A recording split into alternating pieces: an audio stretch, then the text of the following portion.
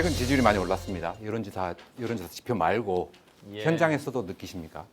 네, 현장에서 느끼는 건 사실 그 지표보다 훨씬 더 높습니다. 네. 아마도 그건 나중에 반영이 될 거라고 생각하지만 저는 기본적으로는 지지율에 일희일비하지 않습니다.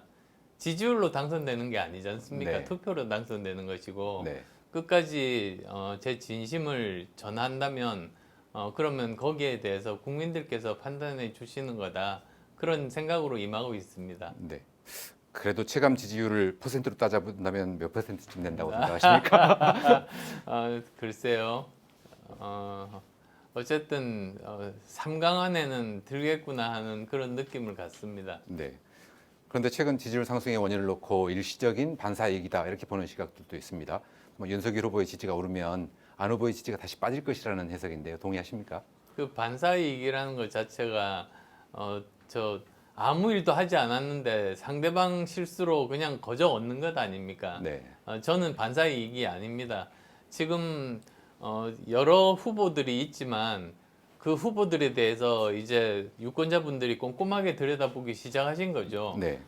도덕성, 가족 문제, 그리고 그 사람의 비전, 또 능력, 그리고 전문성 이런 것들을 보고 종합적으로 평가하면서 다시 또 저에 대한 재평가가 이루어지는 것이 아닌가 생각합니다. 네. 설 전까지 3강 구도가 될 거라고 하셨습니다.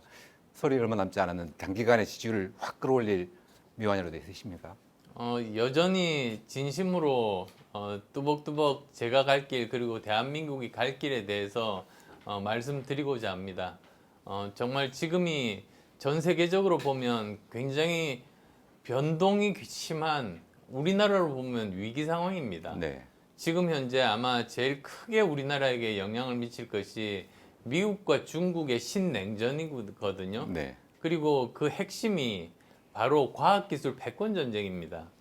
아마 기억하실 거예요. 바이든 대통령이 동그란 황금색 반도체 웨이퍼를 들고 있는 사진이 신문 일면에 다 실린 적이 있습니다. 네.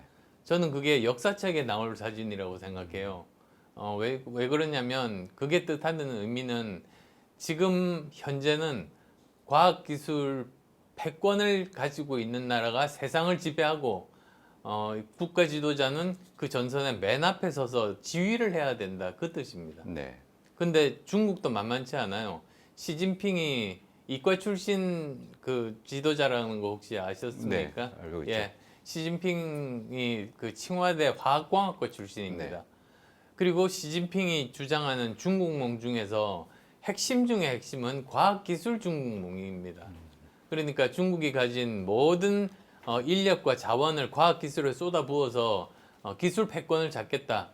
지금 그건데 우리가 생각해 보면 미국이 이기지 않을까 이렇게 막연하게 생각하는 분이 많은데요. 절대로 그렇지가 않습니다. 인공지능에서 특허 1위의 국가가 어딘지 아십니까? 중국입니까? 중국입니다. 네. 근데 전 처음 보고 너무 놀랐습니다. 네. 블록체인 특허 1위 국가 중국입니다. 그리고 또 미국은 성공하지도 못했던 달 뒷면에 우주선을 착륙시키고 화성에 보내고 그리고 또 올해는 천궁 우주 정거장을 쏘아 올립니다. 그러니까 지금 현재 지구상에 우주 정거장이 하나 있기는 한데 미국 혼자서 만든 게 아니고 16개국이 공동으로 만든 것이고 네. 너무 노후화돼서 아마 곧 폐기가 될 겁니다. 그런데 중국은 자국의 혼자만의 힘으로 그런 걸 쏘아 올린 거죠. 그러니까 이게 항공우주도 저는 결코 미국에 뒤지지 않는다. 그래서 이런 치열한 틈바구니 속에서 대한민국의 생존 전략이 무엇이 되어야 하는가? 과연 우리는 앞으로 무엇을 먹고 살아야 하는가? 저는 그게 대선의 가장 중요한 화두가 되어야 대한민국은 미래가 있다라고 생각합니다. 네. 그 화두에 대해서 뭔가 비전을 제시하시면 상강구 안에 들어간 문제 없다라고 보시는 거군요. 네, 그렇습니다. 네. 목표대로 상강구도가 만들어지지 않아도 대선은 완주하실 생각이시죠? 15%는 벌써 넘었고요. 네. 저는 상강구도 만들어지는 것에 대해서 추호도 의심도 없습니다. 네. 그리고 또 뭐 단일화 말씀을 하시는데 저는 제가 당선돼서 대통령이 되고 그리고 또 제가 정권 교체를 하러 나온 사람입니다. 네. 그래서 뭐 일말의 그런 고려의 가치도 없습니다. 네. 뭐 단일화 생각은 없다고 여러 차례 말씀하고 계십니다. 예. 그런데도 이렇게 야권이 분열해서 패배로 이어질 상황이 온다면 여론의 압박, 국민적 압박이 있을 수 있지 않겠습니까? 그때는 뭐 결단해야 될 상황이 생기지는 않겠습니까, 혹시?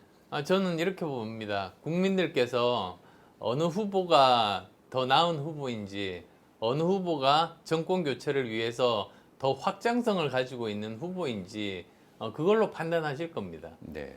뭐 정당이나 후보 간 단일화가 아니라 국민들이 표로 단일화 시켜줄 거란 얘기인가요? 네, 저는 그렇게 생각합니다. 네. 그래도 혹시 만일의 상황에 대비해서 국민의힘하고 물밑 협상이라든지 뭐 비공식 접촉이라든지 이런 건 없습니까? 전혀 진행되고 있지 않습니다. 네. 얼마 전에 민주당에서 이제 제가 꼭 필요한 사람이라고 그렇게 덕담을 한 적이 있었거든요. 네. 뭐 지지율 올라가니까 금방 욕으로 바뀌었긴 하지만 네. 근데 그때도 이렇게 보면은 원래 그 협력을 하기 위해서는 공개적으로 발언하지 않아요. 네. 물밑에서 서로 조율을 하는 법이거든요. 근데 그런 거 전혀 없이 공개적으로 우리와 함께 했으면 좋겠다고 말로만 하는 건 이거는 안 하겠다는 그런 표현입니다. 네. 민주당 송영길 대표의 여러분 그런 진정성이 없는 것이다라는 말씀이시군요. 네, 전혀 없는 거죠. 네. 심상정, 김동연 후보, 제3지대 단일화, 연대 뭐 이런 것들은 전혀 고려하고 있지 않습니까? 지난번에 심상정 후보와 만났을 때도 분명히 말씀드렸습니다. 네. 이거는 정치공학적인 단일화를 위해서 만나는 것이 아니다. 현안, 즉 쌍특검을 하기 위한 원내 정당의 만남이다. 그렇게 네. 말씀을 드렸거든요. 네. 그리고 그렇게 한 이유가 사실 지금 현재 두 양 후보가 의혹이 있지 않습니까? 네. 한 사람은 대장동 게이트, 또 한 사람은 고발 사주 이렇게 있는데 이 특검을 통해서 진실을 밝힌 다음에 국민이 투표장에서 투표를 하게 만드는 게 도리 아니겠습니까? 근데 그 진실을 모르고 투표를 하면 그 다음 벌어질 일을 상상하면 저는 좀 끔찍합니다. 왜냐하면 만약에 두 후보 중에 한 후보가 당선이 됐다고 하죠. 그런데 그 사람의 결정적인 범죄 증거가 임기 중에 나온다.